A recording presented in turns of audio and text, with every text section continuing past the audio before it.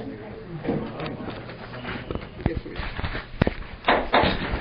call this meeting to order. This is the Town of Pittsburgh Commissioners meeting for Monday, May the 9th, 2016. And I thought tonight that we would remember Safer Julian Estill in our moment of silence, a young man in our community who passed away a few weeks ago. And so let us pause for a moment of silence in his memory.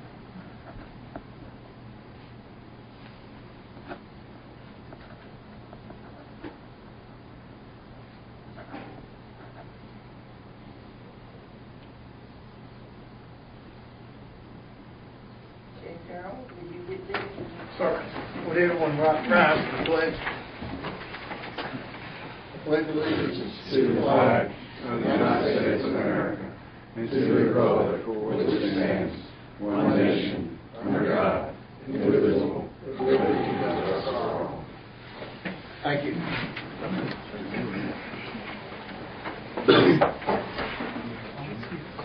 We have the agenda before us. Is there a motion to approve the agenda or modify it in any way?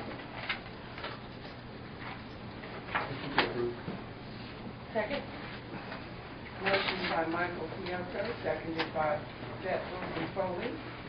Those in favor, please indicate by saying aye. Aye. Those opposed, motion carried. Action on the consent agenda is next. The consent agenda consists of the approval of the minutes of April 25th, the setting of 3 public hearings and budget ordinance to amend for the UNC School of Medicine. Is there a motion to approve the consent agenda? Second. Moved by Michael Fiocco, seconded by Jay Farrell. Those in favor, please indicate by saying aye. Aye. Those opposed, motion carries. No one is signed up for the public expression period. Is there anyone who did not see the sign up and would like to speak? All right. The next matter on the agenda then is the reading of a resolution honoring the life and memory of Max Gilliland Cotton, former Town of Pittsburgh Commissioner. Whereas Max Gilliland Cotton was born on November 7th, 1929 in Chatham County, North Carolina, and passed away on April 22nd, 2016 at the Laurels Chapel of Chatham in Pittsburgh, North Carolina. And whereas Mr. Cotton served his country in the United States Army during the Korean War, and whereas he had a distinguished career as an educator and middle school principal in Chatham County, he labored many years in the Chatham County school system, retiring as an assistant superintendent of Chatham County school system.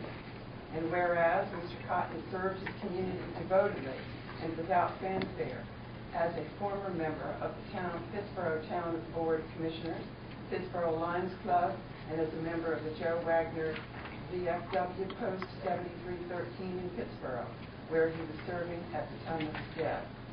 And whereas his life was characterized by humility, the golden rule, and love of people, now therefore be it resolved by the Town of Pittsburgh Board of Commissioners that it expresses its sincere appreciation and respect for the life and career of Max G. Cotton, and expresses its heartfelt condolences to his family and the many others who held him in the highest regard and esteem.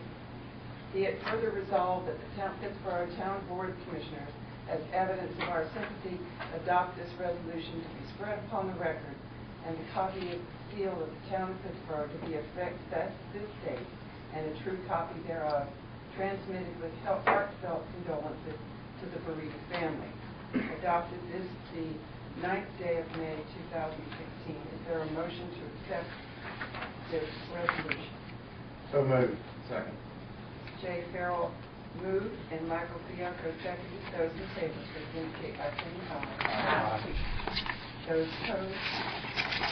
A copy of that resolution will go to Archie Hackney and members of Max's extended family.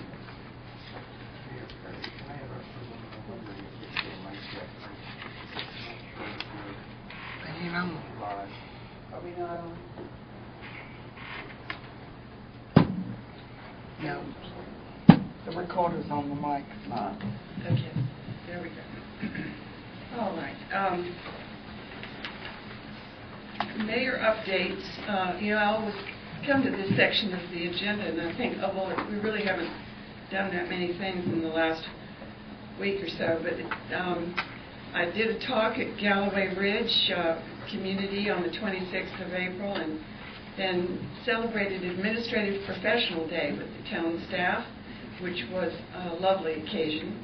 On the 28th, attended and participated in the Habitat for Humanity Spelling Bee.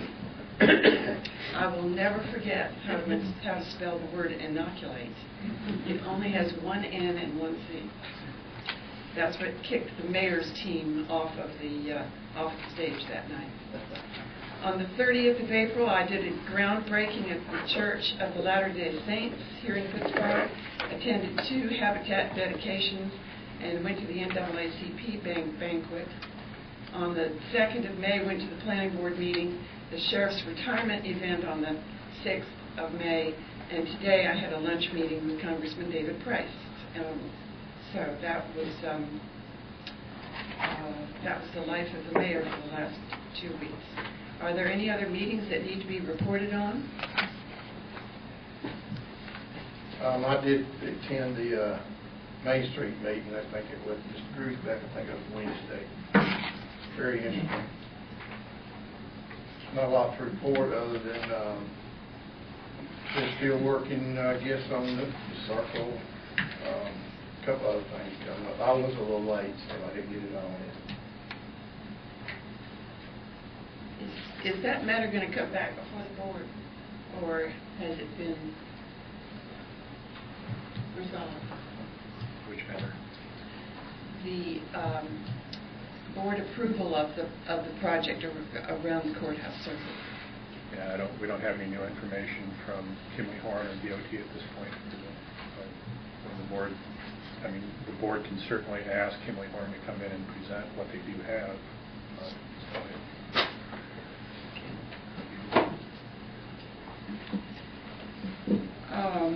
If there are no other meetings to report on, we'll move to the first item. Old business is the request to rezone 68 Fayetteville Street, and Jeff Jones will lead us in that.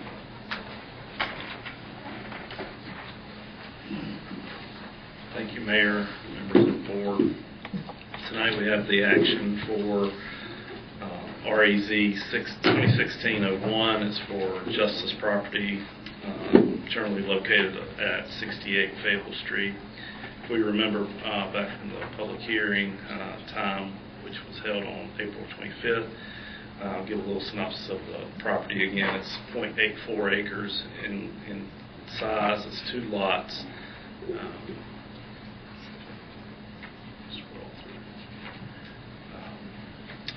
These are the 2 lots here along Fayetteville Street. Generally, the property is surrounded by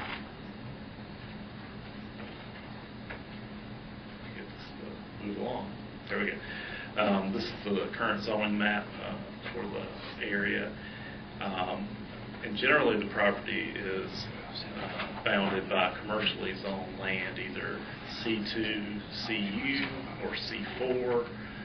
There are a couple of properties that will be remaining residential in nature.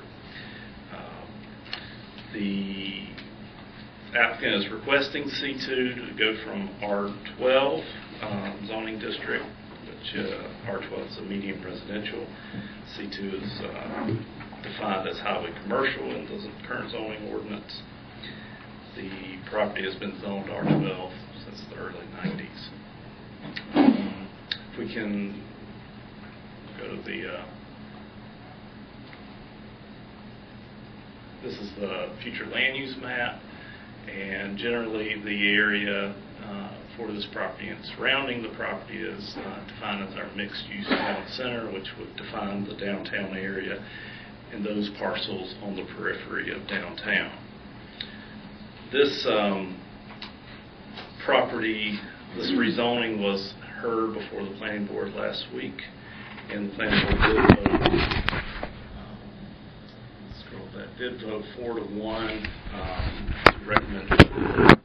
There was one dissenting vote was cast because the board member did not believe the requested zoning district of C2 was in keeping with the future land use plan of mixed-use town center. Additionally, the board member thought that C2 district uses did not fit the area.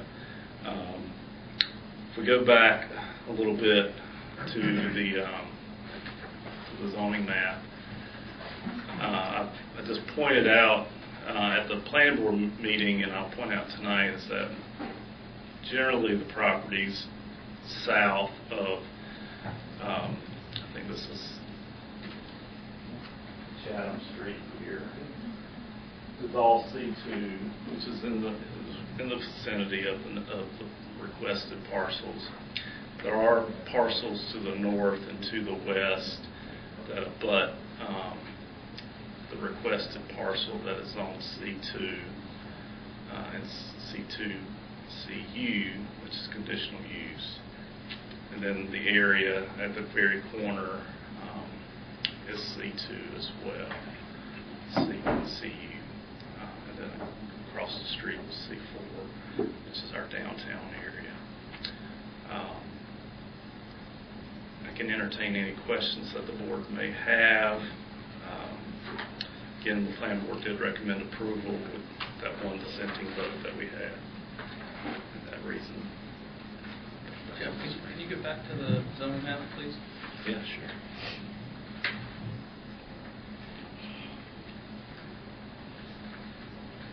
So the property to the north, immediately adjacent to it, is that C2 conditional use? It is. Okay. It is.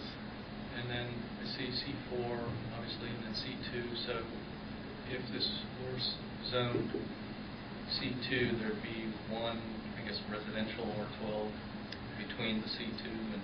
There would be, and that's currently being used as a parking lot, a parking facility for the United Methodist Church. So it's not traditionally a residential use. There's no structure on the property. There's no structure on that It looks property. like that's the house, the brick house.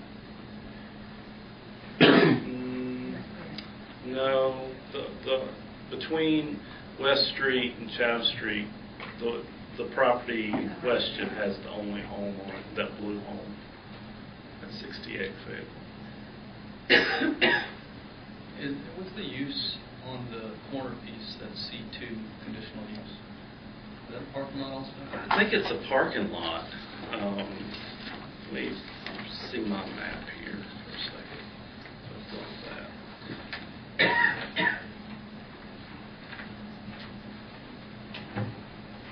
It may have a structure on it. I can't remember, but it is. I know a majority of it is a parking lot. There. Further questions?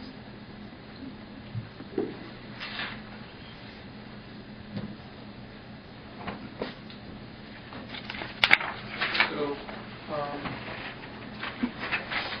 the conditional use, we don't, on the corner, the C2 conditional use, we don't often know the conditions of that. I don't. Sometimes those things that have been hard to come about. So I guess the bigger question is with regard to preparations for future plans and what's already in progress with UDO. How would, are we trying to confine C4 to that boundary line there? You know, I think historically that's what's been the case. C4 is going to turn into our downtown district, just a D district, and a new UDO. And I'm not so sure that we would confine it to the original square of the town. I think the downtown, as indicated in our future land use plan, is more expansive than the original square. And there could be uses that, or we would want those properties zoned alike, so we would have some continuity in that mixed use town center future land use area. As I described to the planning board, once we do the UDO and we adopt that, there will be a remapping project that will have to go along with that, where we identify C2 properties and C1 properties, that we will not have those properties anymore, and then we'll have to go and try to rezone those to, or redesignate those to an appropriate district in the new UDO. In this case, you could, we will have to, when we get to that point, I think the argument's going to be either downtown zoning district or some sort of neighborhood mixed use as defined in the UDO. I think initially I was thinking that neighborhood mixed use, but I really have no issue with even calling it downtown. I was being confined by the box, and I think that's not appropriate. I think we could probably zone things in that general area, especially as it relates to the future land use plan, downtown, if we so choose to. We all think of downtown as more than that box, the original area, square of the town. So there's no reason why we shouldn't zone it that way as well. That exercise will take place probably in the fall, whenever we kind of go through and start identifying all the commercially zoned properties and then trying to correct those zonings through the UDO. And I suppose as involved as the applicant is aware of that. He is, yes.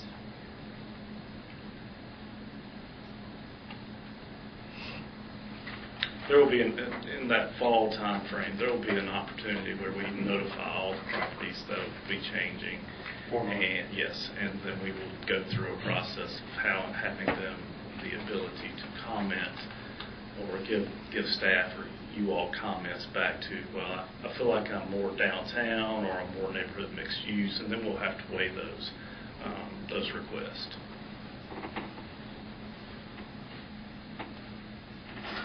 Jeff Jones, the one dissenting vote had something to do, as I recall from that meeting, the proximity of the church.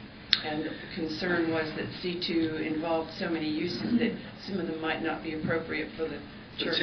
Potentially, that was a reason behind that. I'm not so sure that just the breadth of uses that is allowed in C2 concerned that board member. I did a little analysis since that time over what was allowed in C2 and what's but not in C4. There's quite a few uses that each district allow for, but then in C2, you've got uses such as bed and breakfasts, cemeteries, mausoleums, hospitals, automobile repair, funeral homes, pet grooming, veterinary, adult bookstore, which was a concern from the dissenting vote, but that is a special use permit that would have to go through a process of public hearing to get that approved. Auto sales, building, hardware supply with open stores, another special use permit. Flea markets, open air, farmers markets, fuel oil sales, propane gas refueling stations, manufactured home sales, massage parlors, RV, boat, heavy machinery sales, tattoo parlors, a use defined as wholesale not listed, public utilities, communication towers, bakeries, manufacturer of pottery and figurines, manufacturer of light sheet metal, outdoor religious event, and shopping centers. Those were some of the uses that are not allowed in C4 but in C2, since that was sort of on the table as the two defining districts in that area. Is it either C4 or C2, and then what those uses can have in C2 and not in C4. Are there further questions? Is there a motion? We would do the consistency statement first. That's right. I'll make the motion to approve the resolution adopting a consistency statement for an amendment to the zoning ordinance of the town of Pittsboro that we have before us on the case REZ 2016-01. Second. Michael Fiocco moved and Pam Baldwin seconded. Those in favor, please indicate by saying aye. Aye. Those opposed, the motion carries. The next motion then would be the approval Of the ordinance. of the ordinance. I'll make a motion to approve an ordinance amending the zoning ordinance of the town of Pittsboro in the case of REZ 2016-01 from R12 to C2. Second. Michael Fiocco moved and Bet Wilson Foley seconded. Those in favor, please indicate by saying aye. Aye. Aye. Those opposed, the motion carries. Thank you, Board. Under new business tonight, we have the additional elements package was delivered to us on Thursday evening. And I see that Bubba Rawls and Tim Smith are here, and with Jeff Jones's help, we'll explore those just momentarily, sort of the first blush for the board's initial response and thoughts. Thank you, Mayor, members of the board. We have the additional elements. These additional elements were solicited last Tuesday to staff, and as we had been in anticipation of this for the last several months, we definitely wanted to bring it to the board as quickly as we could. And all the elements, the 12 elements that are defined in the master plan that was adopted back in August of 2015 is included in the additional elements. Those elements would be tree protection plan, master signage plan, master parking, loading, master lighting plan, landscape plan, development phasing plan, affordable housing, master public facility plan, transit plan, open space plan, stormwater manual, and public art plan. The review is going to take several months for us to get through. And we just received this last week. I do understand that Chatham Park is going to be engaging in several workshops over the next couple of months, that they will be holding in addition to any town workshops and public hearings that we will be holding. So not in lieu of, but in addition to. Staff is starting to reach out to some community stakeholders to see if they would like to help us review this submittal. Chatham Conservation Partnership, Triangle Council of Governments, Chatham County Arts Council. Those are the three that jump off the top of my head, but there could be others out there. Certainly I would take input from the board as to other stakeholders that the board would like to engage in. We understand that the small area plans that help sort of define the story of the additional elements in Chatham Park will be submitted within 6 to 8 weeks. That'll really help define at least the northern half, the northern village of Chatham Park. The additional elements submittal is on our town website. Not only is in the agenda items location where Alice put it, but it's under Chatham Park tab on the left-hand side of the webpage for folks to be able to go out there and take a look at it. We will be giving this submittal to the planning board for their review at their next regular scheduled meeting in June. I probably could get to them sooner. We probably will do that. Just thinking about doing that. And then any stakeholders that we engage with the community, such as conservation folks, they'll get a hard copy as well for them to be able to comment that. I will say that we don't fully understand today the full process of this review, but we will go through a series of workshops and meetings with stakeholders, and we'll be giving you all regular updates as to how those meetings are going, and probably be inviting you all to meetings as well. This is Chatham Park's first draft. There are things that will change between now and adoption time. Just remember that, and we have to have something to be able to comment on, and they have provided that to us. I will say that, and I'll turn it over to you all here in a second, but I think from a staff perspective, and probably from you all's perspective, you feel like there's probably still details that may not be in the additional elements. Back in September, the town board adopted a process for small area plan review and approval.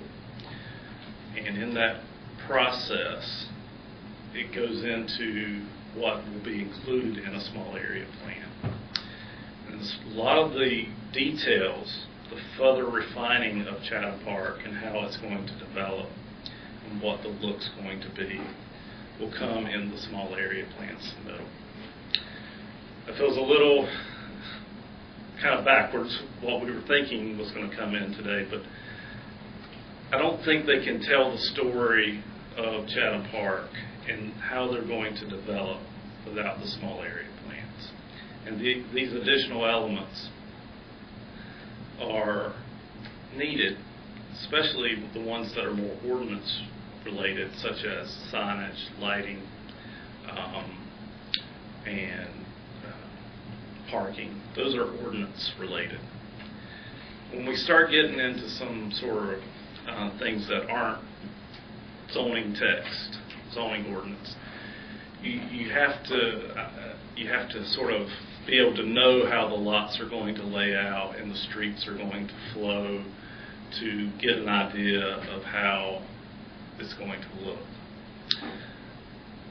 Now, that doesn't mean that we can't ask for more details in the additional elements, because I think they may know some of the details that they may not be sharing with us today.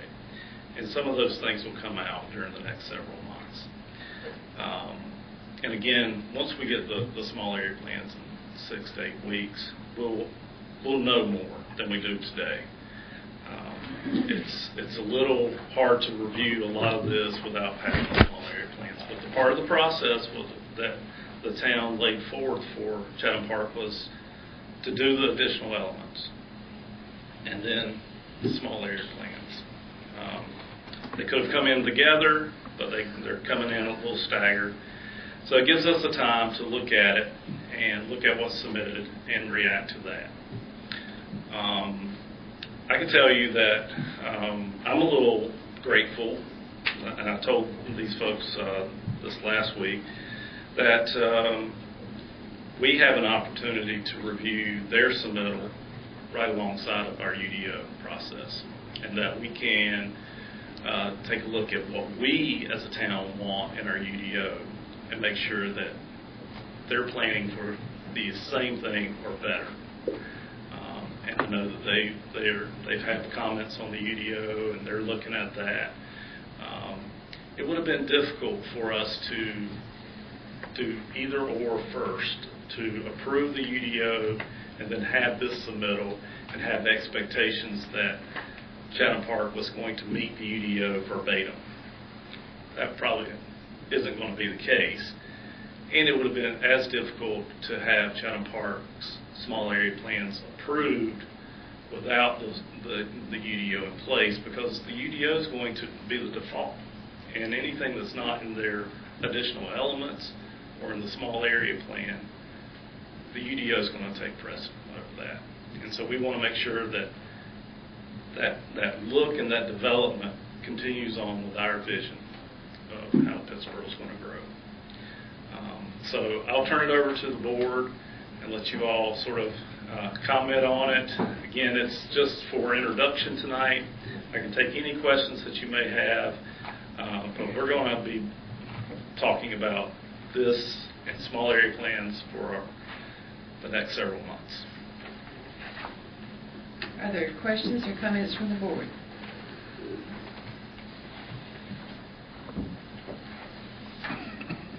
Okay. Good. So I'm happy to get it. I have not read through it at all, so looking forward to it. Well, we'll do that, and again, we will be scheduling additional meetings. I know Chatham Park has meetings that they will be holding in June, and we'll have more information for you all, and especially the public, that we will help Chatham Park advertise their meetings. And we have our new joint board meetings on the third Mondays of every month. So we have an opportunity to sit down with the plan board and you all to talk about the UDO and how this matches up with the UDO. All right? Okay. Great. Thank you. Jeff? Thank you. The next item under new business is the presentation of the S&A Communications Company. Mr. Ron Griesbeck? Thank you, Madam Mayor. I will get things started. About a year or so ago, as we were going through one of the last iterations of the Chatham Park PDD master plan, Mayor Perry's predecessor and even Mayor Terry's predecessor at the time, and I got to talking afterwards and thought that probably finding a way to really streamline the communications and develop a strategy, an overall strategy for how we present a lot of the information that's flying at us at light speed some of the time, and the complexity of that information that's flying at us on light speed, to kind of develop a strategy for how those communications could be better channeled to the public, not to craft a particular message in one way or another, but to essentially increase, the word that's been beat to death over the last 8-10 years or so has been transparency. But I think that's what we want to do, is to make that information more readily available to people, so that we're able to not necessarily let false information have the day, but better be able to explain where we are as a town and where you are as a town board with the process. And so following that, I had a number of conversations with a couple of communications companies. I fell into S&A Communications, Glenn and Deneen, and we, over the course of the past few months, worked through some possible strategies and tools, and then once Mayor Perry was brought on board, we had a meeting, an initial meeting from that perspective to kind of get a feel for how our new mayor could help liaison a lot of the process that we're going through tonight, and what Mr. Jones has also described tonight. And I think it all kind of came together in terms of tonight, somewhat fortuitously, in that we did have the presentation and additional elements here tonight. And kind of the beginning of that process, and we thought it was a good opportunity, I think, to have a check-in with S&A and with the board to see if we're on the right track, and to kind of provide some feedback for what it is that we've been working on to this point, and what would be useful, and how we could better shape some of this stuff as we move forward. So again, tonight we have S&A Communications here, Deneen Bloom and Glenn Gillen, the principals, a couple of the principals at the firm, and they'll be sharing some information and some strategies that they've been working on, explaining, I guess, the overall process to this point, strategy, and then getting some feedback from you guys on what we can do moving forward. So without further ado, I'd turn it over. I don't know if you guys arm wrestled or flipped a coin as far as who's going first. But let me say, first of all, you guys have both been very helpful in a fair and balanced way with how to present some of this information. And in full disclosure, too, I'll also, I think I'd also updated the board as well, that when we had the initial sort of introduction to the dioxin issue, Mr. Gillen was very helpful Deneen and Mr. Gillen. I think I was bugging you on your cell phone that day when it hit the front page of the paper. It was very helpful in how we kind of shaped the communication on that issue as far as how we came about on the dioxane issue and the status of our water system, and so non-Chatham Park related issue, but I was able to kind of use I don't know if you call it in the trade crisis management. I don't know if it was a crisis necessarily, but we wanted to make sure that the information got out there, and so thank you very much for that. And at this point in time, I'd turn this over to you to kind of help us through. Thank you, Brian. Thank you, Mayor, and thank you to the board. We'd just like to start briefly by just explaining who we are. So S&A Communications, the S&A is Smith and Associates. Our founder is a gentleman by the name of Ron Smith. He was a former newspaper reporter in Rocky Mount, and he also became the first public information officer for the town of Rocky Mount. So even before he started the company, he had a background in civic communications. We were established in 1982. We operate out of Cary, and we have a full complement of communications professionals in various disciplines. So Deneen and I are on the marketing and communications side, but we also have designers, web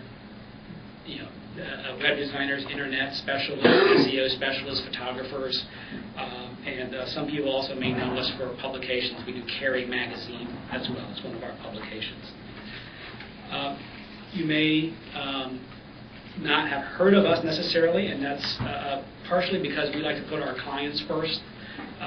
Some of them that I'd just like to call to your attention is Ronald McDonald House of Chapel Hill. We worked with them last year. The town of Cary, we worked with them on their previous bond package, the community investment bond. That was an education campaign. We worked with a retirement community in Cary called Searstone, and then also a developer out of Florida called Sembler. They're looking to put a Publix and a shopping center into Cary. So that's some of our clients. I'll let Deneen talk a little bit about our approach and how we work from establishing goals and then how that rolls into tactics that we recommend and discuss with Brian. Great, thank you. So as Brian mentioned, we've been engaged by the town to help with the strategy and communication specifically for the Chatham Park development. And tonight we'd like to share the goals and objectives that we've developed and get your feedback, see if we're on track, missing anything. Would love to get your feedback on that.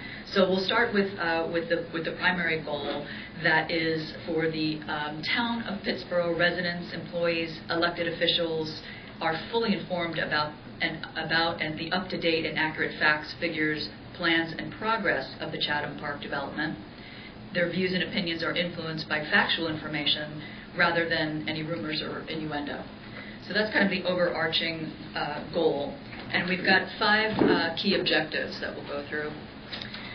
One, of course, is to assist the town manager in better understanding and grasping how the public obtains information about Chatham Park development, to better explain the town board actions and town staff activity in recommending or executing policy as it relates to this development, and to control the public messaging, not to cede to necessarily opponents or detractors, but to relay the factual information.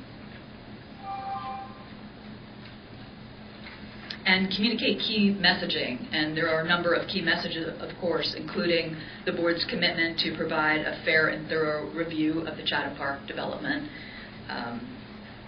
small area plans, etc., compliance with laws and ordinances, ongoing solicitation of input from staff, professional consultants, elected officials, and citizens. The district master plan is not a site plan for 7,100 acres, but rather explain the operations and meanings of a master plan, that the development is in stages over the course of decades, 27 small area plans, and so forth. Review the site plans, provide information about site plans and infrastructure details, and a commitment to maintaining natural resources, exploration of comprehensive infrastructure options to serve the Chatham Park development. And the final objective, to establish a central repository of factual information.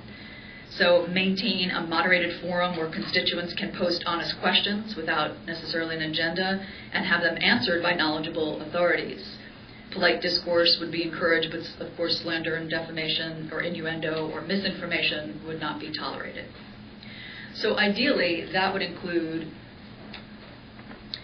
things like a timeline to show the longevity of this project and all of the meetings and processes that have gone into play just to get to this point, the full historical and what's coming up next, the general information about the project, some kind of feedback mechanism, as we say, for people to pose questions and receive responses, meeting listings and prior meetings, minutes or recordings, some sort of progress meter to show people where we are in the grand scheme of the overall project or a particular aspect of that, a link to the developer site, of course, and the frequently asked questions.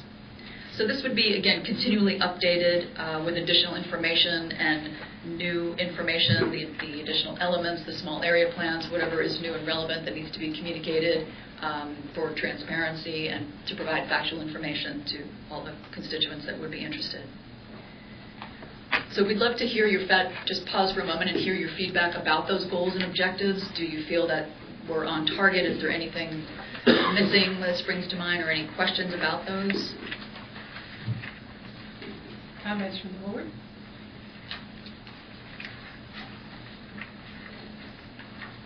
I guess one of the things that strikes me, this idea of the feedback mechanism, I think was something where folks could post questions or reach out for information. Our thought was there would be a way for them to submit a question. It would not automatically be posted live, but it would be received, responded to by the appropriate folks, and then if that were something that were a common question or something that made sense for everyone to have access to, then it would be posted. There would be sort of a process in place to make sure that we're answering the question accurately and not automatically posting. I guess one of the things that it seemed to me in your description of it was like a forum. And we have a forum in town that oftentimes, in my estimation, gets completely out of hand. So many voices, and where I think the goal of transparency and objectivity is important, I think it's hard to accomplish. Yeah, what you're talking about, I mean, we would call that a moderated forum as well. Mm-hmm. And again, we've heard the term transparent mentioned several times. Our intent was not to ignore any criticisms or any complaints. It was just to make sure the level of discourse was still cordial. So, and we would not be developing those answers independently. We would be working with Brian and the town staff to craft an appropriate response. So, really, that channel was more in terms of keeping the level of discourse at a certain level. It was not meant to dissuade any dissenting comments or questions. Or necessarily provide a platform where there would be folks talking to each other and creating a big forum, per se, I guess. Brian, please chime in. Yeah, if I could just jump on and Yeah. go ahead and just kick me if I'm going off. I think a pretty good example of a type of moderated forum that you can see is relatively under control is on our Facebook page, where we do allow comments and questions and messages, but the information that I've received from the School of Government is that provided that you're very clear about what the rules are, in essence what the moderation is for that forum. And in our case, you can see, I believe the rules are posted in the upper left-hand corner that there are certain comments that won't be tolerated. And that doesn't necessarily mean that we think the town is coming at this issue from out of left field. We're not intending to kind of limit that type of a comment. The comments that are critical of the town, I don't know that it's our business necessarily to limit those. However, if the comments get hateful or personal, then I think we do have some abilities to control that type of speech in a moderated form. So it's tricky, and it's one we've talked a little bit about, and I think that the devil's going to be in the details on that. But it's one that when we talk about transparency, it's one that, part of that transparency and part of the information, the feedback that we took from people during the master plan process is that they want to make sure that, folks out there, whether they're for, against, or indifferent to to development in general, they want to make sure that there's a voice out there, and we have to figure out a way to manage how those voices are heard in the best possible way. I don't know that we have that forum, exactly. I don't know we have the nuts and bolts of that forum identified yet. The one thing we had talked about, I think that we thought perhaps was the best way to do it is to have some sort of form fill or email link that would submit a question that could be dealt with, responded to, whether it's privately, could be added to the list of frequently asked questions, or somewhere else if there were a piece of information that it was found that we were lacking that could provide that opportunity. I think there's more to come on that. I think something like the Chatham chat list, and no offense if anybody in the audience moderates it, but I think the Chatham chat list kind of is what it is because most of the people that participate on that chat list are somewhat anonymous. I mean, I think over time you can kind of tell who's who. Maybe I can't. I don't know. I check in with it once or twice a week. I'm not sure why, but I don't know who's who really, unless their name is spelled out and they're. I think maybe one or two people are, but generally speaking, that a forum tends to be a little bit more acidic, so to speak, when people can hide behind a screen name, a sort of a fictional screen name, as opposed to an actual, more or less like a Facebook name has pretty much your picture and your name next to it, and it's a little bit more difficult, for example, to kind of hide behind, nasty comments that are made on Facebook, although those do occur from time to time. It's just not as often as like what you would see on the Chatham chat list. Not very often, very seldom. And usually the comments that we get are legitimate concerns, Sure. but they're not personal attacks. We don't really have a problem with that. I have not eliminated any questions. I was sitting there trying to go through my memory banks. Whereas the previous place I worked, I did eliminate a couple of comments that were just absolutely spiteful and hateful. I mean, that was the only time I eliminated those comments. But anyway. Follow-up to this. This all seems to be web or electronic based, but not everybody's plugged in. And how do does your message permeate through the community and other media? We also talked about the opportunity to send a mailer of information out to folks. I think the challenge with that is how frequently the updates might come up, that the web would be much more up-to-date, much more cost-effective to keep up-to-date, rather than what we could do, stuffers in utility bills and those sorts of things to reach folks. Well, I think, too, though, that one of the things, and you guys, I think, are probably going to get to it here momentarily, and we did include it in the packet of information, is a list of frequently, is that what we meant with the frequently asked question? We wanted to provide some, because it's going to put a negative spin on it, but we wanted to provide you with information that you could talk about as you go out into places like the Food Lion or Burley's or places like that, have points, talking points, and again, I'm struggling to come up with the right way to describe these things. Obviously, that's why we have to. It starts the word of mouth chain, I think. So that you guys are a little bit better equipped to provide those elevator speeches when you need to on where we are at in the process. Now that doesn't mean you have to use those things verbatim or that we're force feeding you this information. It's just that I think that as you go out, you can use that information as you see fit. If you think that needs to be tailored, or if you think things are heading in another direction, then we can certainly modify those. And those, this type of a tool, I don't think is anything that would be etched in marble. I mean, it's something that we could grow with over time as we change through the process. That list is, I think, also available to others as well. And that's something that might be posted in hard copy here and there, or used in more conventional or older mediums like newspapers and newsletters and so forth.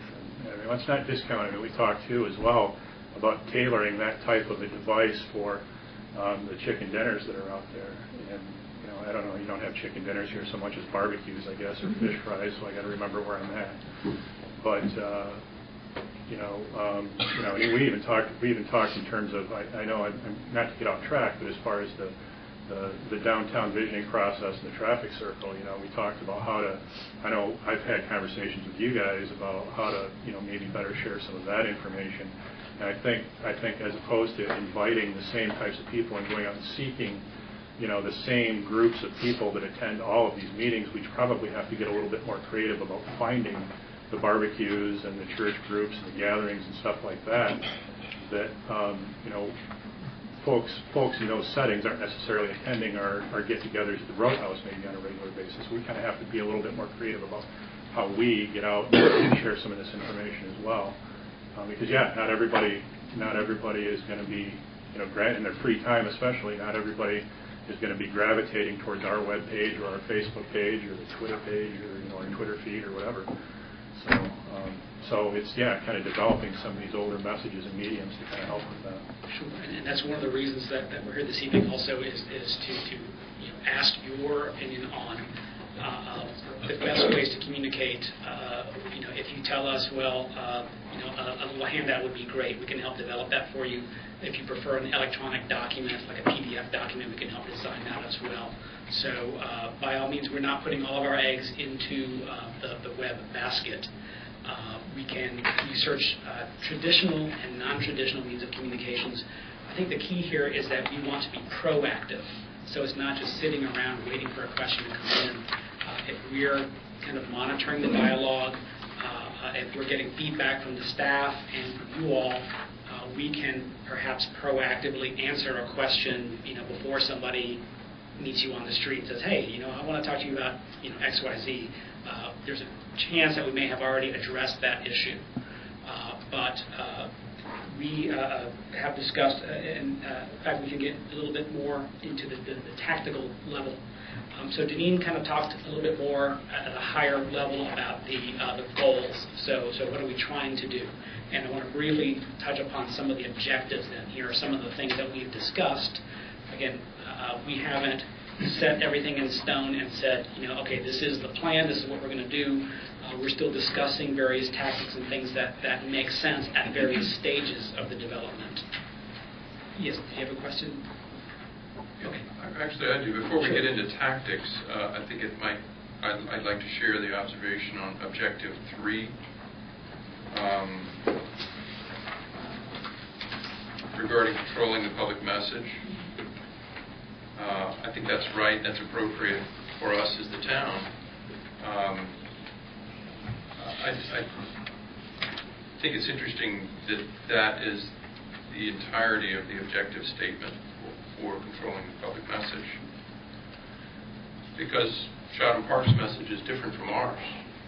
And our message is different from Chatham Park's, it's different from the detractors. And so I just would like to be sure that in terms of policy that we're having our own message. Yeah, and that's the intention. It's probably very this objective in particular is probably very briefly worded. I think to this point, the issue here is that every communication that's been, most of the communications that have been particularly in the media, have been controlled by the opponents of Chatham Park and of development in particular. I know I have personally provided information and almost hours of interviews to different media outlets, and it would rarely get reported. Yet somehow, the negative messaging would go out there. And I'm not saying that negative messaging in and of itself is always bad, but that seemed to be the only thing that would get attention. So clearly we were getting beat to the message. There were things going on in our process that I think was very healthy as far as the community is concerned in terms of where the board was at during the review process. But that necessarily wasn't having as much illumination as some of the more negative aspects of the development is concerned. So we just want to make sure, I think, that everybody has a voice with this, not just those that are opposed to it. And yes, to your point, that that the town's message is what we're working with them on, not necessarily the message from Preston Development or Chatham Park. I think we're all aware, at least we've been aware of that to this point. I think it was very briefly put there, and maybe could have been expanded on a little bit more. So that's Thank you. a good question to ask. I think it's because that wording makes me uncomfortable too, because the detractors and opponents are part of the community, and we want this to address everybody, not just people. I don't know. It's a matter of getting information out, not controlling. That just kind of makes me But yeah, perhaps it's within our industry. That's a common term. So we hear you, and we understand that that's not language that sounds very open and inviting to the general public. More of public. us providing information more than controlling it, Right. Because that implies that that's a corporate, and we're not. We're not a corporation. We represent supporters, and we also represent the opponents and Absolutely. detractors. And I don't know. And it's not entirely polar. No. There are people who their minds change from moment to moment based on what they're learning and hearing. Concerns. And so, this sentence to me implies there's this side and there's this side, when really most people's community are somewhere in between. I think a lot of people are in favor of the project, they just have some concerns. And so I don't think, does that count them as detractors, or does that, you know what I mean? And so don't want to exclude, don't want to create sides in our messaging in any way, and that to me creates a... Okay. That seems like a big thing, but I think it's... Thank you, Commissioner Foley. Any other questions or comments before we can briefly go over some of the proposed tactics? Just high level, I'll share with you that in my efforts with the public, it seems the greatest challenge is taking such a tremendous volume of information, complex details, and helping people understand the complexity, but introducing them to it where they are. And I'm sure you get that. Yes. As someone who's worked in Research Triangle Park and had to explain scientific technical terms to 8th graders, and I think that's the current average reading level in the United States is at the 8th grade level. So that's not to say that you dumb things down, but you just go into it realizing that you need to be able to effectively convey your message. And we'll talk a little bit about that here, because we do say that not every message will work to every audience. So we will also work to identify the specific audiences as well. So then we can perhaps customize, for instance, if we were to get a request saying, well, I'm having a meeting with this particular Raritan organization or something like that, we could help. Again, we're not spinning any information. We're not trying to. We very much view this as an informational campaign. So it's not meant to obfuscate or to hide anything. Again, we're going back to that word transparent and ethical. We put the information out there, and in specific circumstances, we can help customize it to certain audiences as well. So that's one of the things that we do for various organizations that we work with, and we hope to be able to effectively do that for Pittsboro as well. Could I say one more comment in reference to that? Basically, in reference to control, of course, we don't want to control any type of public message, but actually just to inform. I think that would actually be a better working word, inform the public message, or informed based on facts, something similar to that.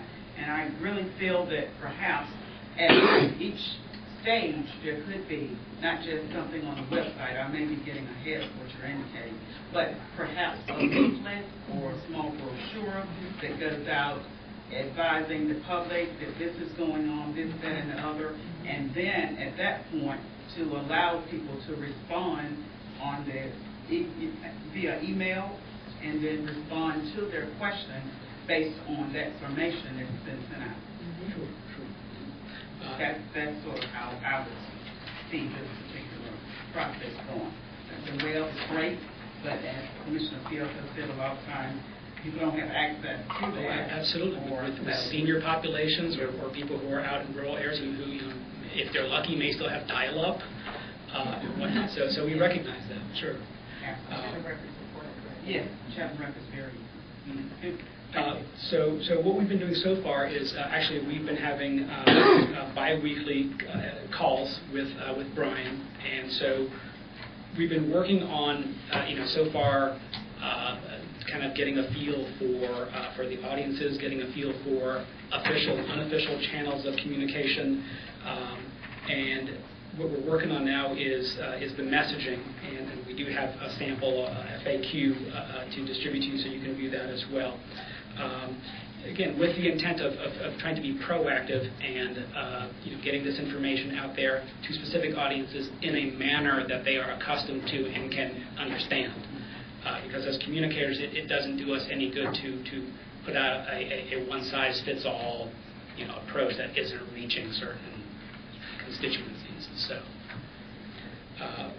So we've been reviewing the master plan. As the elements come in, hopefully we'll be able to review that as well and look for opportunities to explain it in common, understandable language to the people who have a vested interest in that. We do still think, we do recommend a website as a central component. It's not going to be the only one. And one of the reasons why is, as Denise alluded to, you can change a website almost instantaneously, whereas if you print out 500 flyers or 500 brochures and then something changes, then you have to revisit that, and you may have to eat the cost on that as well. So additional tactics that we've discussed, and again, this is not set in stone. This is just at the stage where we're in discussion, and not all of them may be implemented instantaneously. Some of them may be months or years down the road.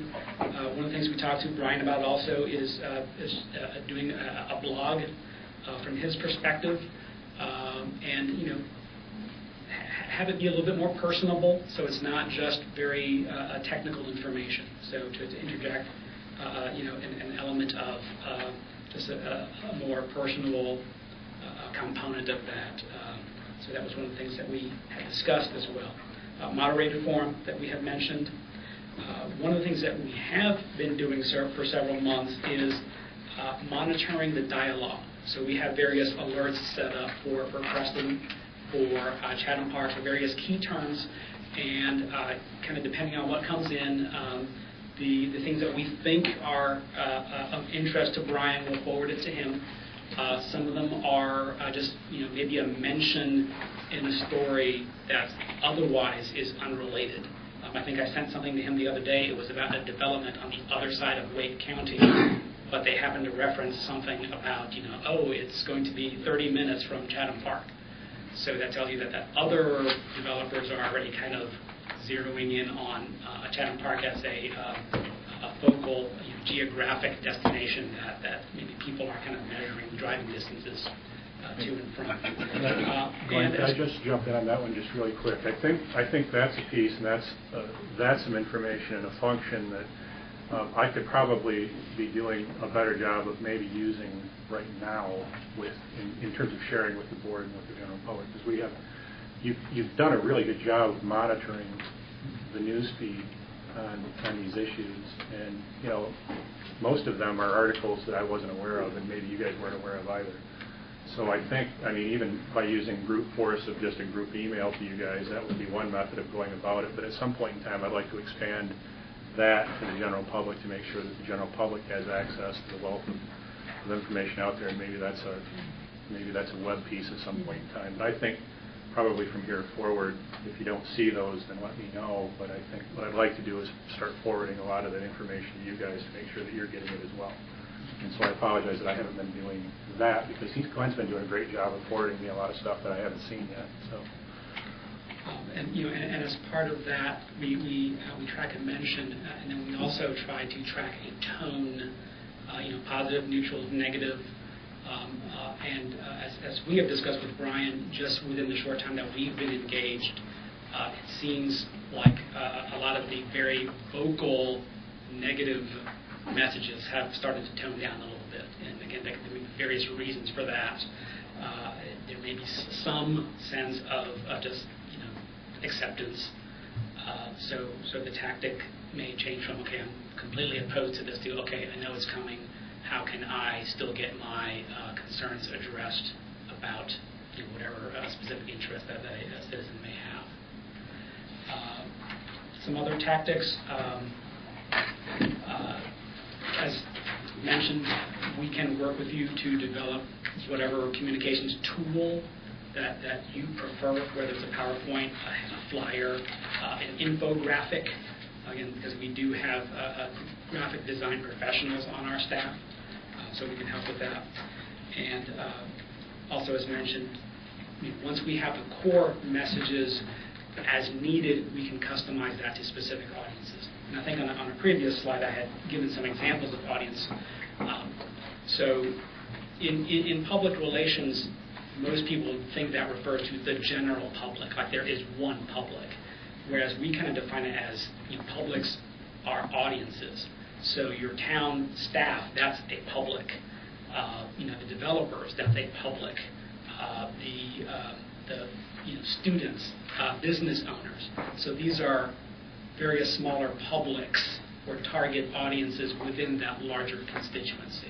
And as needed, we can work to help customize accurate, up-to-date information to those audiences.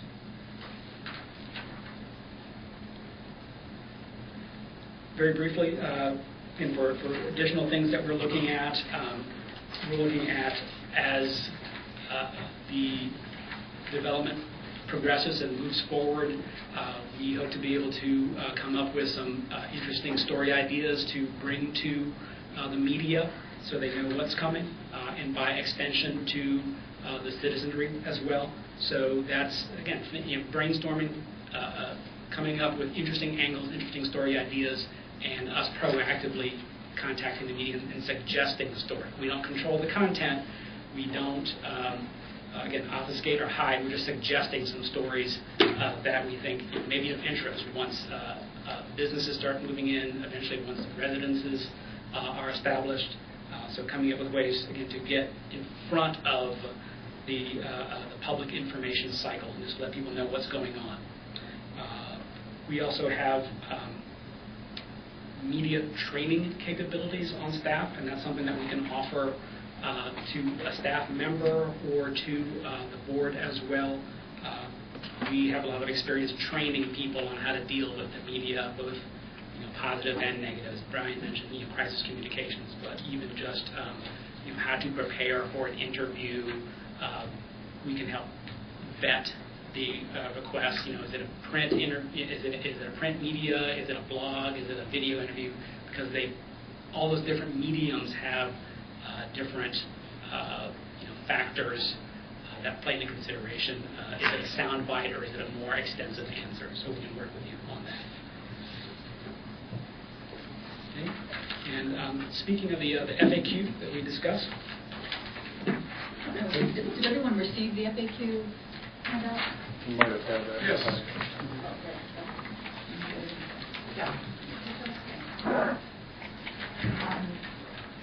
So this again is a work in progress. It says draft, and it probably would for a while. We have been working with Brian, and he has been helping us develop this list of FAQs, and I'm sure has reached out to many of you on the board as well to see what you're being asked as you're out and about in the community. We also sourced responses from Preston Development to figure out how to answer some of these questions as well. So we just wanted to spend a couple of minutes, if we have the time to do that, to go over these, get your feedback, see if any are missing, what other comments you might have about that, any of them. So where are we in the process? I think here, the question is explaining the longevity of the project and what has gone on, what was approved when. This speaks to the additional elements for each subdivision, and that the elected officials and citizens are going to have the ability to review and comment on those before they are put to a vote. Every plan has to be approved by the town at the staff level, planning board level, and by the Board of Commissioners. And then, providing some factual information in terms of that Preston Development can develop 5% of residential space and 15% of non-residential space without having to provide additional elements, and then whatever the percentage is that is already in process, so people understand where they are in the process. Another question that came up was, how will Chatham Park affect town culture? And the response that we had put together is that the developers chose this space partly due to the availability of land and partially due to the amenities and culture of the town. While many residents will be moving to the area over the next several decades, it is anticipated that downtown Pittsboro will still retain its charm. The addition of residents might also lead to more interest in cultural attractions such as concerts, performances, stores, art galleries, movie theaters, etc. How will affordable housing be addressed? The Board of Commissioners and the developer plan to address affordable housing as the project moves closer to residential construction. Details will be provided, etc. I understand that is one thing that is in the additional elements to be addressed, so this response would be updated accordingly. What is the environmental impact of Chatham Park? Additional elements provided by the developer will directly address the specifics of environmental impact. In general, however, the current plan provides for higher population densities closer to town and lower densities closer to Jordan Lake. What will Chatham Park include? Chatham Park is expected to include the following: 22,000 residents, 22 million square feet of non-residential space, including a technology corridor for high-growth industries such as technology, biotech, clean tech, and medicine, schools, parks, walking, and bike trails. While the mix of businesses will continue to evolve, it's expected that Chatham Park will draw artisanal restaurants, boutique shops, grocery stores, banks, and more. And when is the Chatham Park development construction beginning? Construction began in July 2015 with the groundbreaking for a UNC hospice facility, and as of April 2016, one building has already received their CO, with another expected soon. Keep in mind the entire Chatham Park development will be built over about 40 years. What will the Chatham Park's financial impact to the town of Pittsboro be? Chatham County Economic Development Commission noted NC State economist Dr. Michael L. Walden to research and report on the projected economic impact of the Chatham Park development. Although the study provides projections for the county as a whole, Chatham EDC says economic impact models don't typically drill down to the municipal level, so this is a little bit of a tricky one to answer specifically for Pittsboro. But we do want to share the information that was available. Dr. Walden predicts that over 40 years, Chatham Park will have an $80 billion impact on Chatham County, with a tax impact of $3.2 billion for the county. Upon completion, Chatham Park will generate $146 million of annual public revenues for the county. What will the project cost? According to the developer, Preston Development, the infrastructure costs will be approximately $1.8 billion, not including land value, over 35 years, with operation costs of $250 million over that same time frame. Preston Development will pay for construction, water lines, infrastructure, and so on for the development. No tax dollars will be directly used to help build the development. What are the property tax implications for town citizens? There is no scientific formula for predicting property values. As the town begins collecting tax revenue from the businesses and residents in Chatham Park, the level of services and amenities provided by the town is expected to increase. What are the infrastructure impacts?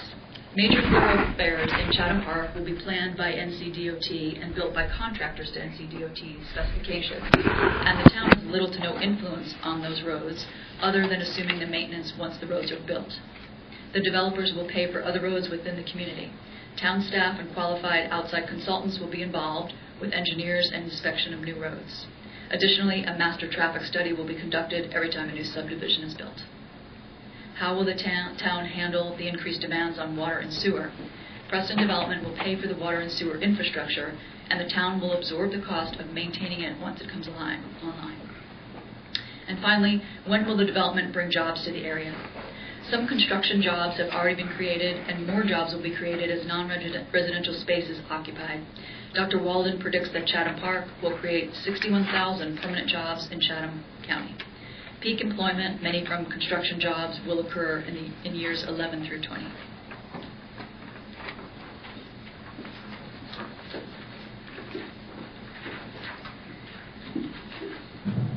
Actually, you have a couple I think in the very first fact, where are we in the process? Yes. Preston Development will present additional elements for each subdivision. And these additional elements apply to the entire development, not only to subdivisions. Subdivisions, very good. I think it'd be important to say that elected officials and citizens will have the ability to review the additional elements. I almost get the impression that they can review the subdivision, they can, in the site plan, but specifically there will be public input on the additional elements, not necessarily each and every subdivision or site plan. Right, okay, very good. The thing I found really very confusing is the idea that the major thoroughfares are going to be planned by DOT, built by DOT, and yet maintained by the town. Not going to happen that way. So if DOT is going to build a road, they're going to maintain that road. And frequently I expect the developer is going to build a road and dedicate it to the DOT, and the DOT will be responsible for maintenance.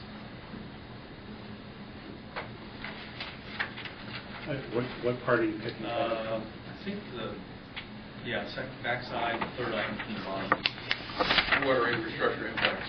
Yeah. Major thoroughfares in Chatham Park will be planned by DOT, built by contractors to DOT specifications. The town has little to no influence on those roads other than assuming maintenance once the roads are built. So I think we're probably confusing a DOT or a state road and what local roads are built. For example, Freedom Parkway will be a local road. Any improvements made to Russell Runner, to that effect, would be maintained by DOT. So I think we probably confuse the nature of those two roads within that statement. Other comments or questions? What would be the process do we go through Brian to suggest any Provide other feedback? Absolutely, sure. Okay. Great. Thank you. Yeah, this is evidently a robust effort, and I appreciate it. And I'll share some things in writing as well, but I'll summarize just briefly by, again, reiterating that there's a fuller story the town can be sharing here. So, what will Chatham Park's financial impact to the town of Pittsburgh be? That I understand that answer. That is an answer. And I think that there is a bigger, broader answer that doesn't rely exclusively on Dr. Walden's work.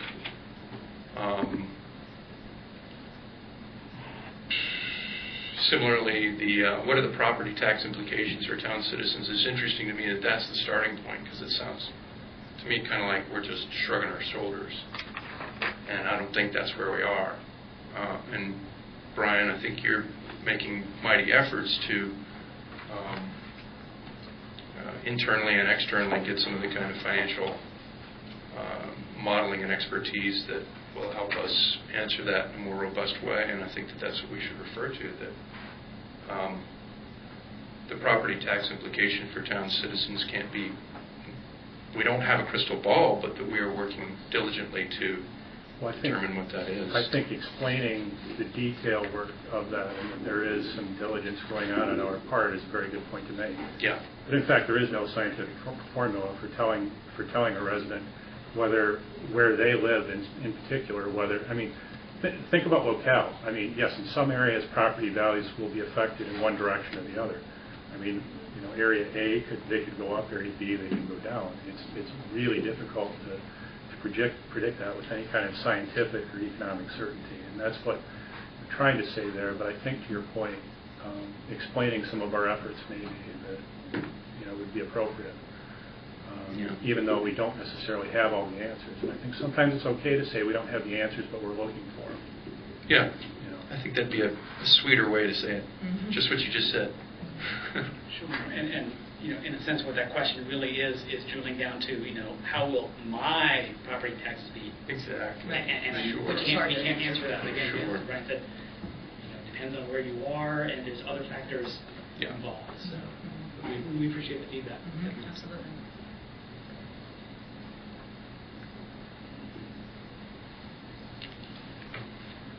Further I discussion? have just one question. It's not regarding the question and answer, but any information that you guys send out to the public, whether it be over the web or paper, as I call it, old school, is it going to come to the town board for approval, or will it just go to the manager? Yeah, I don't want to. Will we see it when the public sees it? I mean, I can certainly run some concepts by you guys. I don't want to put you guys in the position of having to be editors each and every time Right. that we put something out. I don't think we'd ever get anything done, frankly, if we did that. We would have 6 or 7, 8, 10, well, 6. We'd have probably 6 different opinions on how something should be worded. That's no offense to you guys. I just don't want to put you guys in that spot. If there, if there's a certain direction, that we can take on something, I want to try to put my ears to the tracks and get your input on it. But as far as specifically wording something word for word before it goes out, I don't think that's anything you're interested in doing. But I could be wrong. No, I think we've got plenty to read. Something that's a crisis or an emergency situation, I think we at least might need to know, heads up, here something's going to be going on, and you need to know.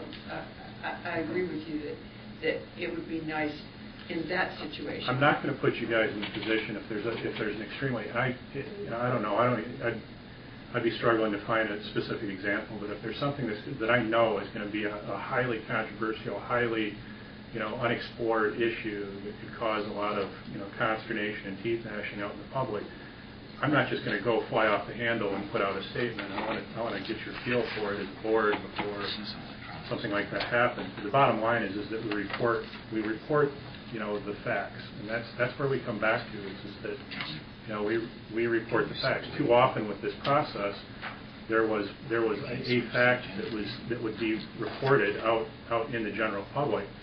We had no voice in whether or not those facts, we had no ability to respond to them. So in this case, what we'd like to do, I think, is to make sure that we are reporting the facts as you guys can appreciate and understand them, and what we've actually decided on.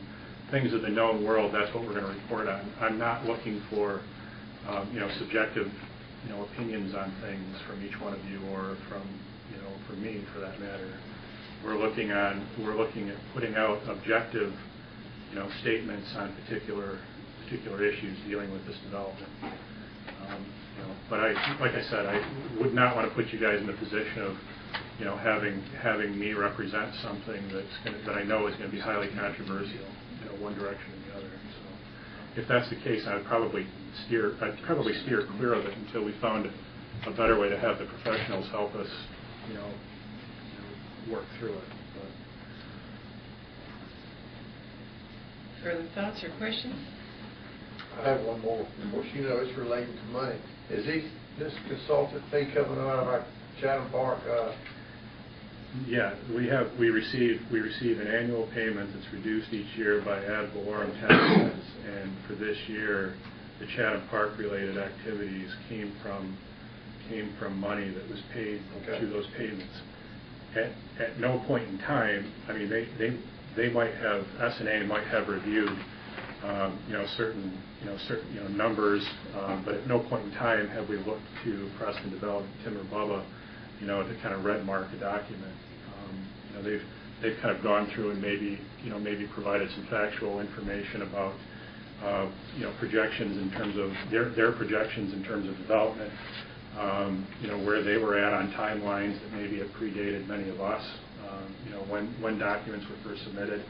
But as far as any subjective opinions or any of that information, we haven't relied on them for that. So they have, that's an impact that we felt was appropriate, because if not for Chatham Park, we might not have been in the position to have to communicate on this particular issue. And it's an issue-generated expense, so we felt like that was a good landing spot for it. Thank you. Now, the dioxane issue that I talked about earlier, the town paid for that. That didn't come out. Shirley, friendly thoughts, questions? I just want to clarify, you will mostly be doing Chatham Park, but occasionally you'll help us with other things, or is it? As needed. It's down the road. I feel like we need to revamp our whole website. Yep, I agree. It's really got to be. Yeah, It's we've been- it's limited about what you can do. with We it. agree. Yeah. We've been talking about that too. And on the usability side, I'm sure that staff has some insights into how we might improve it. I'm sorry? On the usability side, staff, I'm sure, have insights onto how Well, it might you know, be that's- made more user-friendly. That's the double-edged sword with it, is that the big advantage that our website has right now is that it is relatively easy for department heads to update, as strange as that might seem. Good.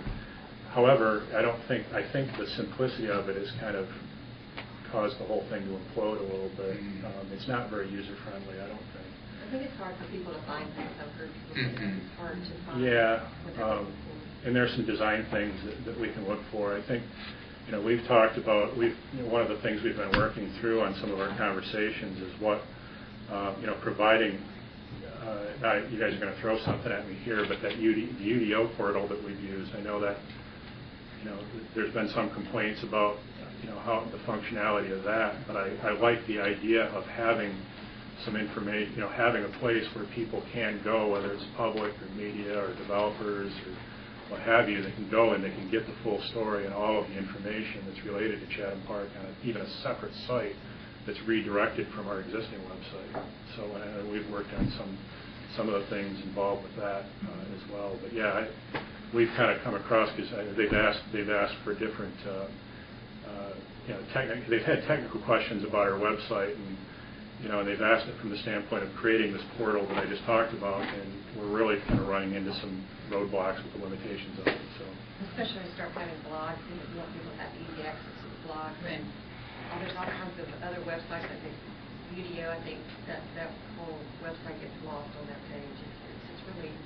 I think there might be some ways to help fine-tune that too, but that's, again, so just like with Commissioner Farrell's question, I think that some of that stuff is, some of those things are things that we can appropriately apportion to Chatham Park payments.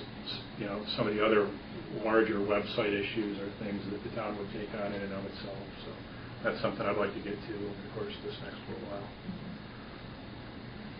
We just had one final item, which Brian just gave a great segue right into. In terms of this information repository, there were a couple of options. So this is not to say that it's complete, it's just where we are at this moment, looking at options specifically for that. Certainly doing something like a brochure, a mailing, the community outreach can also be part of this as well. But in terms of the web, there are really a couple of options, and we are running against some challenges, as Brian just said, with the existing website. So one option, of course, is to create a separate microsite, as Brian said, that would link from the town site, would be devoted to information about Chatham Park. And when I say it accomplishes that 1 through 7 list from above, that was when we went over having this timeline, having the progress meter of where the project is, the FAQs, etc. That would accomplish all of those, and it would be continually maintained and updated. The other option is to kind of revamp a bit of the town's, well, I don't want to say revamp the site, but rename the existing page and add additional interlinked pages on the existing site. There's just one link right now. We would add other PDF documents. It doesn't allow for several of what we said were some of the goals. That would not accomplish that. Something like a place for people to ask a question or provide progress or things like that would not be included in that. And we need to rework some pages. So those are some of the options that we're looking at in terms of how to disseminate the information or make available the information, that repository piece. Very good. Sorry we took a lot of time. We appreciate your feedback very much and the time this evening to talk to you. Thank you. Thank you, Janine and Glenn. Thank you. Under additional updates and reports, the manager has the briefest report that I believe I've seen since I've been on this board. I'm going to go off I'm not going to go off. I'm going to add a couple of things to that as I go along, but I think so. I'll try to. I guess I don't have a recorder. You have copies of the 2-item report that I included in there. I think the big one, the first one that I want to talk about is with regard to the Chatham Park Sanford PD master plan, in particular the Sanford force main issue. Mr. Messick and I met with some folks down in Sanford staff, their mayor and some representatives from Chatham Park regarding some of the possible deal points on an intergovernmental agreement with Sanford. That type of intergovernmental agreement would, of course, allow us to send wastewater to Sanford once the force main would be built. I know this kind of follows up on a meeting that the mayor and Commissioner Fiocco had with our mayor, had with Sanford's mayor as well, and I think we made a little bit of progress in terms of our meeting, in terms of being able to better understand where each side was coming from on it. Again, I think the things that, from the town's perspective, as I mentioned before, the thing that we want to make sure, the bottom line is that we're protecting, first of all, we're protecting the town financially over the long haul, but also, too, with regard specifically to Sanford, that we respect the fact that Sanford put a considerable amount of debt servicing into their project. But we want to make sure that we're not paying for and reserving for 2 million MGD right out of the box, so to speak, that we want to pay for and reserve almost exactly what we're using. So if you recall, there's some debt servicing, I think, that originally Wooten Company described when we were going through and approving the application to the state for a revolving fund. And some of that debt servicing involved payments as much as $700,000 a year, scaling down over time as Sanford's debt was repaid. In our case, I think the deal point that we want to get to is to make it more commensurate, to make those, to make the rate and whatever we pay for their debt retirement and reserve of capacity is commensurate with what we're actually using. And so we kind of agreed to go back. I think they're going to be looking at some numbers. In my speaking with, I believe I've got narrowed down a financial advisor that we need to be working with. And my discussions with them, once I've finalized on our financial advisor's side, the rate structure, we talked in depth about, I think the first job out of the box for the town's financial advisor is to work on this very project and to put together what our financial goals and objectives are, and to help find a rate structure with the project that puts the town in the best position over the long term. And so we're going to be reconvening with them on the intergovernmental side. Tomorrow we have Fred and I are going to be going over to I almost said Lansing. We're going over to Raleigh and to the state capitol and meeting with water quality and talk about, I think, more or less some of the technical side of things in terms of the options that we've talked about to this point, and then getting into conversations about LGC and financing. And I think that's going to be one of the first meetings that we have on that subject.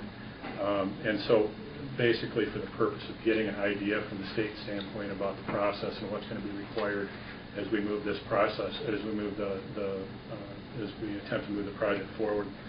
And so I'll be looking forward to reporting back to you on that conversation as well. I have copies of, moving on to the next topic du jour, I have copies of the annual budget for fiscal year 16-17, the draft version. This is, as you recall from last year, kind of the primitive version that we're going to submit that includes fund summaries, but also line items between different departments. We'll have copies of the website We'll have copies of the website, copies of the budget on the website over the course of the next day or two. I really want to thank Heather Meacham, our new finance director, for putting in a lot of work. I think she's pointed me in some new, and I don't want to say interesting directions, because some of it kind of makes me tear my hair out, so I don't know how interesting it is, but I think having a new set of eyes on it has been a very good thing from my perspective, because I have to stop and think, well, wait a minute, what did we mean back in the fiscal year 12 and 13 on my first budget? What did we mean to do on that particular line item? And so I've kind of had to go back and examine, how we approach certain things with previous budgets. And I'll distribute these here in a moment whenever I stop talking, but essentially what we're looking at right now in this initial version is, once again, I've provided you with a couple of options. The version that you have here would require, without a tax increase, a general fund balance appropriation before we kind of get into the weeds on a couple of things of $107,467, which is a little bit more than what we started out with last year. But keep in mind, we did not increase taxes last year. Our tax rate is still considerably low when you're comparing and stacking it up to other communities. If you wanted to balance that general fund, if you wanted to balance the general fund expense and revenues, then that would require a tax increase of approximately 2 cents. That is far less than other tax increases that you've contemplated in the past. But the general fund balance appropriation, if you took that deficit, so to speak, from our existing unrestricted fund balance, we have the money to support that without a tax increase. So it really kind of depends on where you want to go. That said, there are a couple of things I want to talk to you about in the public hearing, and we can get into more detail. On that.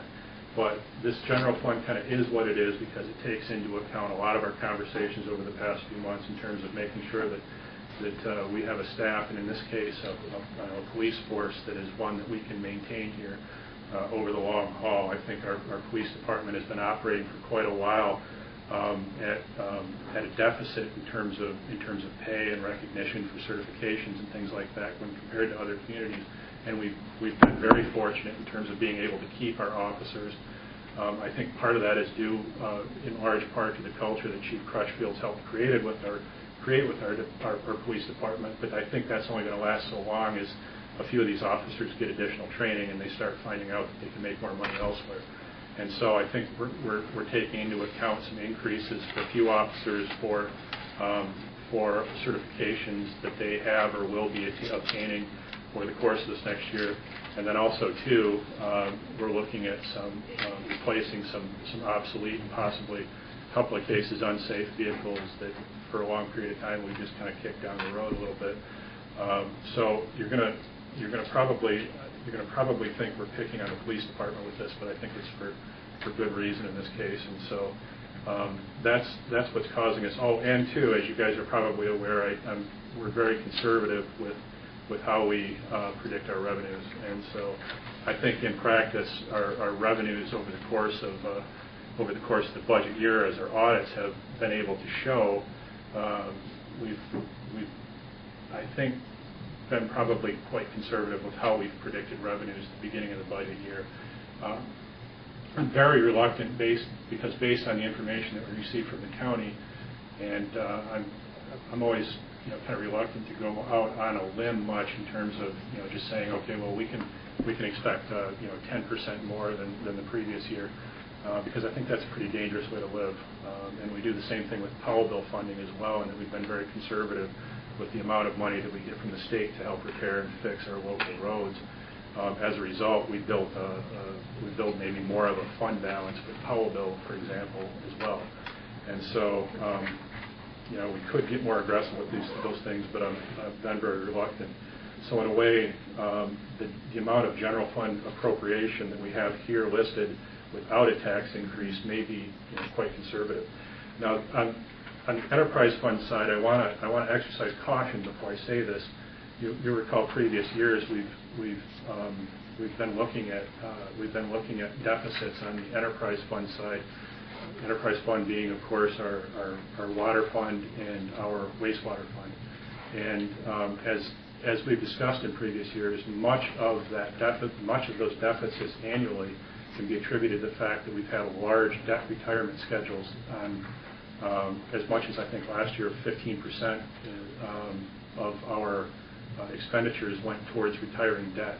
That percentage, and I don't have that here, that percentage is down considerably compared to this year, just like we've discussed in previous years. We expected that schedule of debt repayment to go down. It has gone down. As a result, as of right now, we're projecting a slight surplus of approximately $3,500. Again, I want to exercise caution on that because there is some tweaking that we can do in terms of possibly some more capital expenditures. I want to work through some ideas with Adam. Maybe that amount could change a little bit, but as of right now, I am pleased to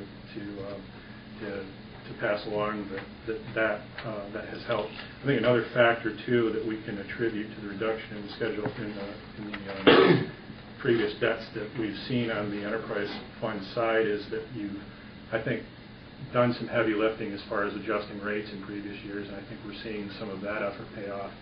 At this point in time, we're not anticipating any increases in water and sewer rates unless we throw some unforeseen capital project out there between now and the time that you approve the budget. So we'll have more to report. I will update you guys on budget documents as we go forward. Again, you'll recall from the agenda that you did set a public hearing for May 23rd. That public hearing, you guys, most of you have been through that process before. You open it for comments. But then following those comments, I think I'd like to begin a conversation and presentation of the budget document. I'll give an overview of revenues and expenditures.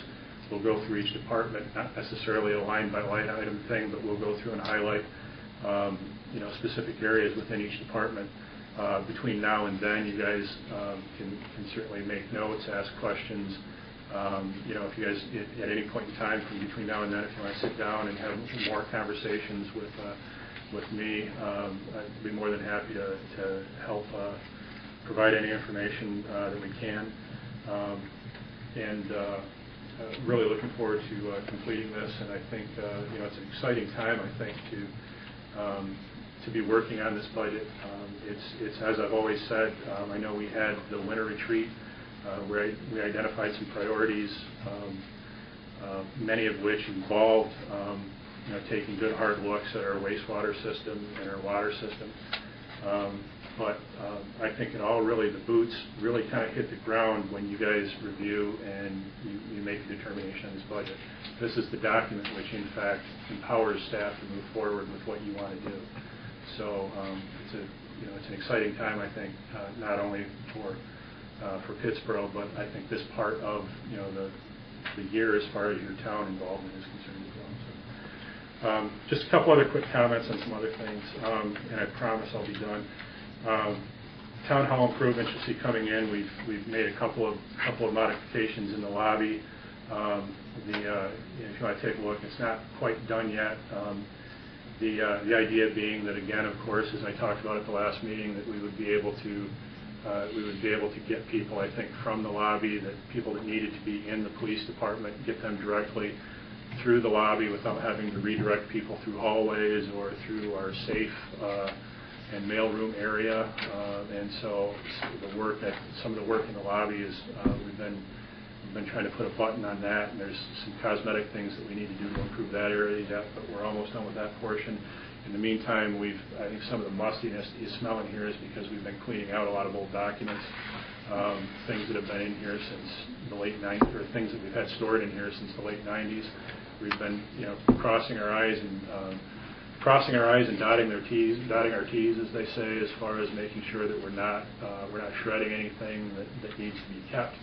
And so obviously we need to create some space here and there, and I think in the mayor's office in the front, I think a lot of that stuff, we're going to take a good hard look at, again, I think on what what needs to be in there and what can be taken out as well. So, and then once we have that area cleaned out, I think we did for the first time get to the bottom. It's the first time any of us have seen the floor in this closet area back here in the back of the room.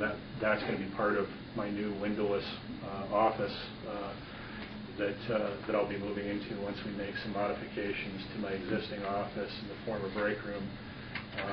So I'll have a smaller office we'll be moving in there that I'll be moving into, and then we'll be moving some police officers into my former office once we have that done. So we'll just keep plowing through on that. If in the meantime you see things that are messier than usual, we apologize, but we'll do our best to make sure that the public isn't impacted, or this meeting area is the impact on this meeting area is kept to a minimum as well. And then the final thing that I'll bring up, the Main Street, Commissioner Farrell mentioned that the Main Street Committee had a meeting last week, and one of the things that we had discussed was an event that the Main Street Committee is looking to host or help host in the downtown area, and as Ms. Johnson indicated, I think they're interested in closing Hillsborough Street for a period of time.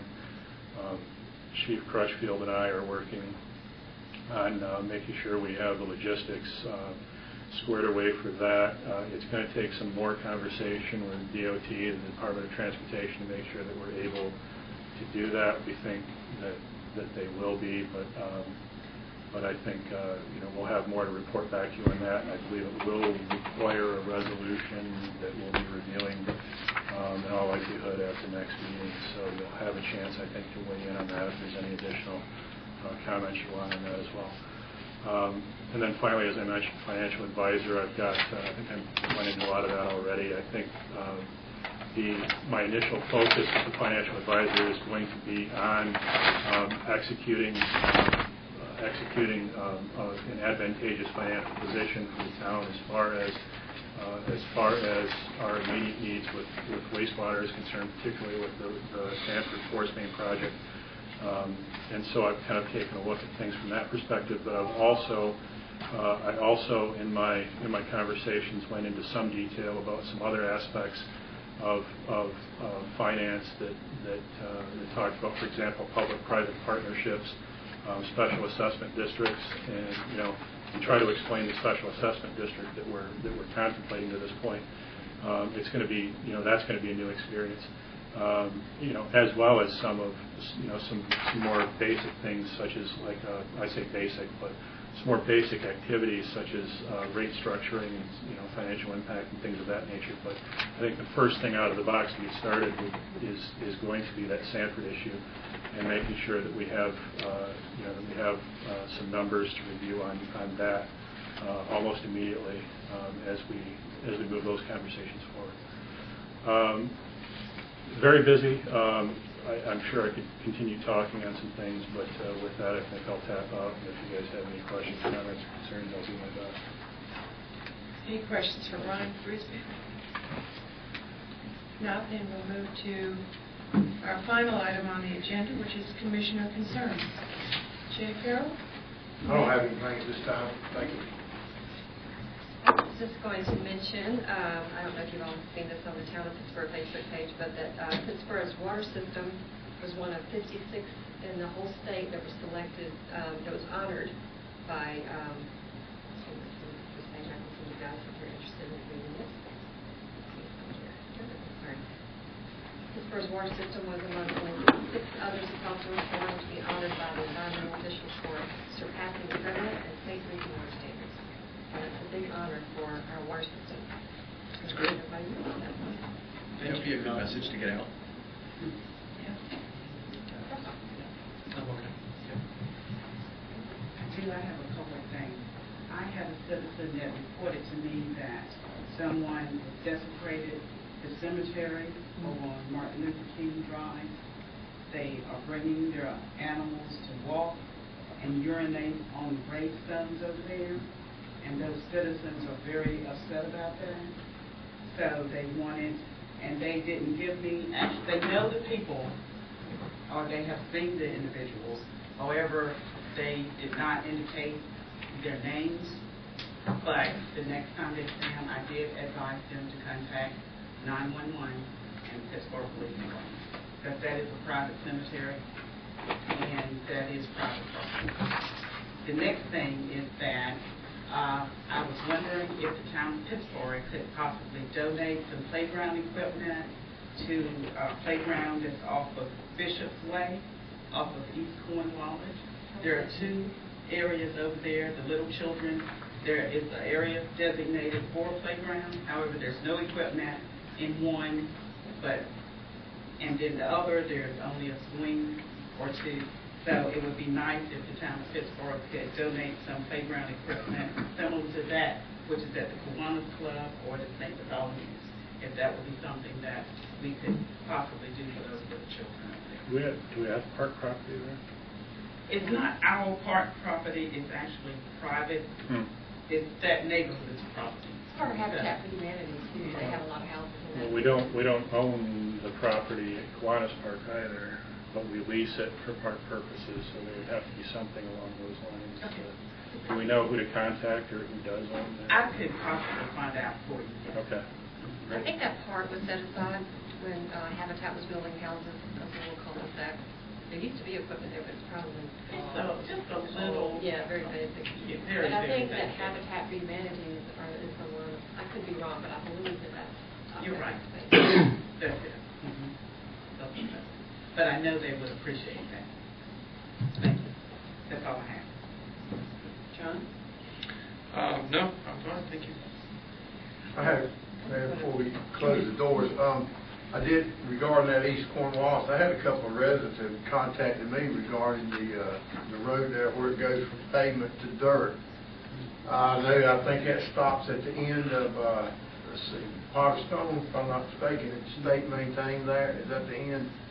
Yeah, What do we need to do to see about from Potter Stone to the end of Cornwallis Street paving it? I think ask if the state, we could either ask the state to pave it, or failing that, ask if the state wants to turn it over to us if we wanted to pay to pave it. But it seems like this has come up in the past, and I don't know if the state has had any interest in paving it up to this point. My recollection is that they said if we wanted it paved, that they wanted to relinquish management of it or maintenance of it. So it become a town road. And at least part of it is outside the town limits. It's not corporate limits. And you're not supposed to have streets outside of town. I just wanted to add another thought to the Bishop's Way little park, and this is just off the top of my head, but what if the town took over ownership of that park and we would turn it into a park, because we don't have any parks in that area, that's true. And I don't know if that's something that Habitat would want to do, or if the town would want to do, but that might be something to explore and see if that might be a park that we would take on. Because it's a good location. It is. They're definitely not the little children. Well, the kids there. Thank you. Just wanted to make note of the fact that May is Mental Health Awareness Month, and we'll probably be doing a resolution with respect to that upcoming. Randy Roller, is that your hand? I just want to answer the question that was just brought up by Commissioner Farrell. Pam Ball is the only member on the board that recalls that property, that road that you're discussing that's gravel, when we put in the line that goes to 3M, they were supposed to be money. Hobbs and Upchurch were supposed to have $60,000 to pave it, and we got to the end. The engineers actually took the money as part of the contingency, but it was always within the was always known that we were going to pave that. If you go look at the minutes, you'll see that Pam will recall that very robust discussion probably in 08 or 09. So it's been an issue going all the way back to then, Mr. Gersbeck, and we had money budgeted for that $4.8 million project, but somehow at the end, that money was taken by the engineers, and Pam can speak to that. I want to let folks know that there is a fundraising effort going on for the young man that we honored this afternoon in our moment of silence, Zephyr Estel. There's a group in town attempting to raise money to put a tennis court in his name. And you'll be hearing more about that as time goes forward. There's a new business opening I invite you all to on the 20th of this month at 3 o'clock. It's a new interior design shop, which is in the building where our staff just recently moved out of on, what is that, Fayetteville Street? And some very nice folks have taken over and are doing this interior design group, and they would love to have board members, staff, or whomever attend their opening on May the 20th. And they're selling quite a bit of fabric too, because I think I got information about that. Yes, beautiful fabric. I was in there today.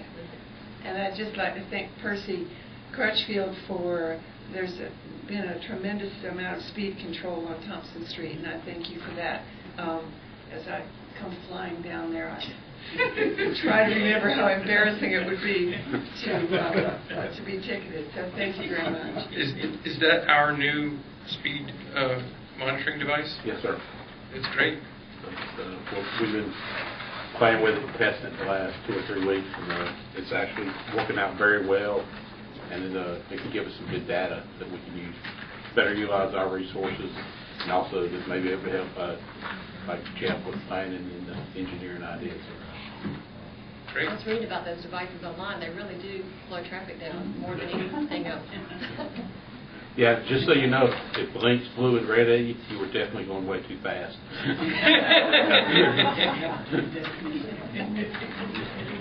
Guilty as charged. So is there a motion to adjourn? So moved. Moved and seconded. And those in favor, please